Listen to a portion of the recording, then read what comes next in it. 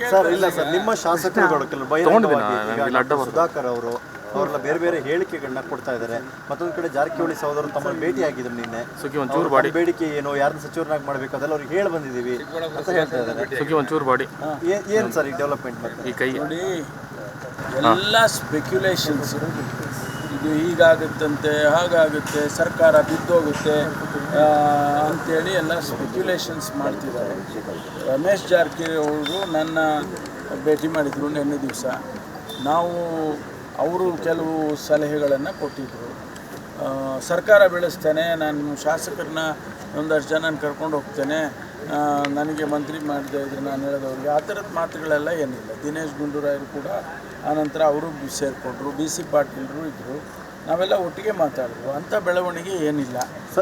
ಸುಮ್ಮನೆ ಸ್ಪೆಕ್ಯುಲೇಟ್ ಮಾಡ್ತಿದ್ದಾರೆ. ಈಗ ಸುಧಾಕರ್ ಅವರು ಅವ್ರ ಕ್ಷೇತ್ರದಲ್ಲಿ ಸ್ವಲ್ಪ ಕೆಲಸಗಳಾಗಲಿಲ್ಲ, ನನಗೆ ಆಗಬೇಕು, ಅದನ್ನು ಸ್ವಲ್ಪ ಹೇಳಿ, ಅದಕ್ಕಾಗಿ ನಾನು ಸ್ವಲ್ಪ ಹೇಳಿಕೆಗಳನ್ನ ಒಂದೆರಡು ಸಾರಿ ನಾನು ಹೇಳಿದ್ದೇನೆ. ನನ್ನ ಉದ್ದೇಶ ಏನು ಅಂದರೆ ನಮ್ಮ ಕ್ಷೇತ್ರಕ್ಕೆ ಕೆಲಸ ಆಗಬೇಕು ಅನ್ನೋದು ಬಿಟ್ಟರೆ ಬೇರೆ ಏನಿಲ್ಲ ಅಂಥೇಳಿ ನನಗೆ ನಿನ್ನೆ ಮಾತಾಡಿದರು. ಪ್ರತಾಪ್ ಗೌಡ ಪಾಟೀಲ್ ಮಾತಾಡಿದರು.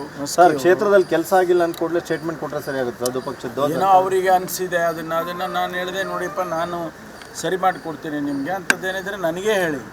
ನಾನು ಮುಖ್ಯಮಂತ್ರಿಗಳಿಗಾಗಲಿ ಸಚಿವರುಗಳು ಯಾರಾದರೂ ಬೇರೆ ನಮ್ಮ ಸಚಿವರುಗಳಿದ್ದರೆ ಅವ್ರಿಗೂ ಹೇಳೋಣ, ಕೆಲಸಗಳಾದರೆ ಮಾಡಿಕೊಡೋಣ, ಅದಕ್ಕೇನು ತೊಂದರೆ ಇಲ್ಲ ಅಂತ ಕೂಡ ಹೇಳಿದೆ. ಸರ್, ಆದರೆ ಬಹಿರಂಗವಾಗಿ ಅಸಮಾಧಾನ ವ್ಯಕ್ತಪಡಿಸಿರೋದು DK ಶಿವಕುಮಾರ್ ಅವರು ಡಾಮಿನೇಟ್ ಮಾಡ್ತಿದ್ದಾರೆ, ನಮ್ಮ ಕ್ಷೇತ್ರಗಳಿಗೆ ಮೂಗು ತೋರಿಸ್ತಾ ಇದ್ದಾರೆ, ಬೆಳಗಾವಿಗೆ ತಲೆ ಹಾಕ್ತಾ ಇದ್ದಾರೆ, ಬಳ್ಳಾರಿಗೆ ಬಹಿರಂಗ ಹೇಳಿಕೆ ಕೊಟ್ಟು ಹೇಳ್ತಾ ಇದ್ದಾರೆ. ಅಲ್ಲ, DK ಶಿವಕುಮಾರ್ ಅವರು ಮೊದಲಿನ ಕೂಡ ಅವ್ರಿಗೆ ಬೆಳಗಾವಿನಲ್ಲಿ ಮೊದಲಿಂದ ಅವರೆಲ್ಲ ಒಟ್ಟಿಗೆ ಇದ್ರಲ್ಲ. ರಮೇಶ್ ಜಾರಕಿಹೊಳಿ ಅವರು, DK ಶಿವಕುಮಾರ್ ಅವರು ಅವರೆಲ್ಲ ಒಟ್ಟಿಗೆ ಬೆಳಗಾವಿ ವಿಚಾರದಲ್ಲಿ ಅನೇಕ ತೀರ್ಮಾನಗಳಲ್ಲಿ ಭಾಗವಹಿಸೋರು. ಅದೇ ರೀತಿ ಈಗ ಅವರಿಗೆ ಸ್ವಲ್ಪ ಸಣ್ಣ ಪುಟ್ಟ ವ್ಯತ್ಯಾಸಗಳು ಬಂದಿದೆ, ಅದನ್ನು ಸರಿಪಡಿಸ್ತೇವೆ. ಅದೇನು ಅಂಥ ಸರ್ಕಾರವನ್ನು ಬೀಳಿಸ್ತಕ್ಕಂಥ ಸಮಸ್ಯೆಗಳೇ ಅವು ಇಲ್ಲ. ಸರ್, 3-4 ಬೇಡಿಕೆಗಳು ಇಟ್ಟಿದ್ರು ಅಂತ. ಈಗ ನಾಯಕ ಕಮ್ಯುನಿಟಿಗೆ ಸೇರಿದ ಮಿನಿಸ್ಟರ್ ಮಾಡುವಂಥದ್ದು, ನಿಗಮ ಮಂಡಳಿ ಕೊಡುವಂಥದ್ದು, ಅಥವಾ ಬೆಳಗಾವಿಯಲ್ಲಿ ನಾವು ಹೇಳಿದ ತೀರ್ಮಾನ ಆಗಬೇಕು. ಅವರೇ ಜಿಲ್ಲಾ ಮಂತ್ರಿ ಇದ್ದಾರೆ ಪಕ್ಷ ಮತ್ತು ಸರ್ಕಾರದಲ್ಲಿ. ಅಲ್ಲ, ಅವರು ಜಿಲ್ಲಾ ಮಂತ್ರಿ ಇದ್ದಾರೆ. ಅವ್ರು ಏನು ಸೂಚನೆ ಕೊಡ್ತಾರೆ ಆಡಳಿತಾತ್ಮಕವಾಗಿ ಅದನ್ನು ನಾವೆಲ್ಲ ಕೇಳ್ತೇವೆ. ಮುಖ್ಯಮಂತ್ರಿಗಳು ಕೇಳ್ತಾರೆ. ಈಗ ಜಿಲ್ಲಾ ಮಂತ್ರಿಗಳು ಮಾಡೋದು ಯಾಕೆ? ಆಡಳಿತ ದೃಷ್ಟಿಯಿಂದ ಜಿಲ್ಲಾ ಮಂತ್ರಿಗಳನ್ನ ಮಾಡ್ತೀವಿ ಒಂದೊಂದು ಜಿಲ್ಲೆಗೆ. ಈಗ ನಾನು ತುಮಕೂರು ಜಿಲ್ಲೆಗಿದ್ದೇನೆ, ಖಂಡಿತವಾಗಿ ಯೋಜನೆಗಳು, ಅಭಿವೃದ್ಧಿಗಳು, ಕೆಲಸ ಕಾರ್ಯಗಳಾಗಬೇಕಾದ್ರೆ ಆಡಳಿತ ದೃಷ್ಟಿಯಿಂದ ನಾವೇ ತೀರ್ಮಾನ ತಗೊಳ್ಳೋದು. ನಾವು ಯಾರು ಶಿವಕುಮಾರ್ ಆಗಲಿ ಮುಖ್ಯಮಂತ್ರಿಗಳು ಕೂಡ ಆ ಜಿಲ್ಲೆಗೆ ಸಂಬಂಧಪಟ್ಟದ್ದಕ್ಕೆ ಹೇಳೋದಕ್ಕೂ ಹೋಗೋದಿಲ್ಲ.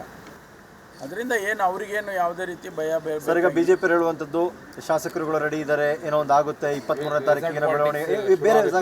ಈಗ ಒಟ್ಟಾರೆಯಾಗಿ ಸರ್ಕಾರದಲ್ಲಿ ಯಾವುದೇ ಸಮಸ್ಯೆ ಇಲ್ವಾ ಸರ್, ಅಥವಾ ಸಣ್ಣ ಪುಟ್ಟ ಅಸಮಾಧಾನಗಳ ಹೊರತಾಗಿ ಅಂತ? ಭಾರತೀಯ ಜನತಾ ಪಾರ್ಟಿ ಮುಖಂಡರು, ವಿಶೇಷವಾಗಿ ಯಡಿಯೂರಪ್ಪನವರು ಮತ್ತು ಅವ್ರ ಸುತ್ತಮುತ್ತ ಇರ್ತಕ್ಕಂಥವ್ರು, ನಮ್ಮ ಪ್ರಮಾಣ ವಚನ ಸ್ವೀಕಾರ ಮಾಡಿದ ದಿವಸದಿಂದ ಪ್ರಾರಂಭ ಮಾಡಿದ್ದಾರೆ. ಅವರೇನು ಇವತ್ತು ಹೊಸದಾಗಿ ಮಾಡಿದರೆ ನನಗೆ ಆಶ್ಚರ್ಯ ಆಗಬೇಕಾಗಿತ್ತು. ಆದರೆ ಅವತ್ತಿನಿಂದ ಈಗ ನಾಳೆ ಬಿದ್ದೋಗ್ಬಿಟ್ರು ಅಂತಲೇ ಶುರು ಮಾಡಿದ್ದಾರೆ. ನಮ್ಮ ಸರ್ಕಾರ ಯಾವುದೇ ಕಾರಣಕ್ಕೂ ಬೀಳೋದಿಲ್ಲ. ನಮ್ಮ ಶಾಸಕರೆಲ್ಲ ಸಣ್ಣ ಪುಟ್ಟ ಅಸಮಾಧಾನಗಳಿದ್ದರೆ ಅದನ್ನು ಸರಿಪಡಿಸ್ಕೊಳ್ತೇವೆ. ಯಾವುದೇ ಕಾರಣಕ್ಕೂ ಕರ್ನಾಟಕದ ಜನತೆಗೆ ಎರಡೂ ಪಕ್ಷಗಳು ಒಂದು ಒಳ್ಳೆಯ ಆಡಳಿತವನ್ನು ಕೊಡಬೇಕು ಅಂತೇಳಿ ನಾವೇನು ಸೇರಿದ್ದೇವೆ ಅದು ಮುಂದುವರಿಯುತ್ತೆ, ಯಾವ ಅನುಮಾನ ಬೇಡ.